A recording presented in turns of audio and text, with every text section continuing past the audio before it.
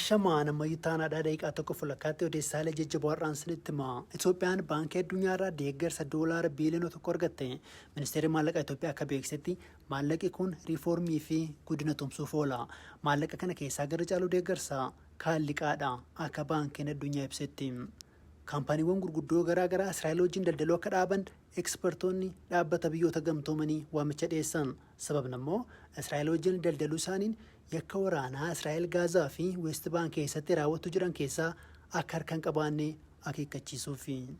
Oduuwwan biroon taphataa sararii gidduu Arsenaal kan ture Toomaas Paartee yakka gudeeddiin himatame. Yakkoonni kunneen bara 2021-2022 gidduutti akka raawwatamanii fi himannaawwan kunneenis dubartoota 3 akka laallatan poolisiin UK himeera. Yuukireen haleellaa daangaa Raashiyaa keessatti gaggeessiteen ajajaa ittaanaa humna galaanaa Raashiyaa kan ta'an Meejor Jeneraal Miikaayil Gudkoof ajjeefte. Puutiin gama isaaniin yaada waraana dhaabuu Tiraamp diduun magaalaa guddoo Yuukireen Kiiv dirooniin haleelaa bulan.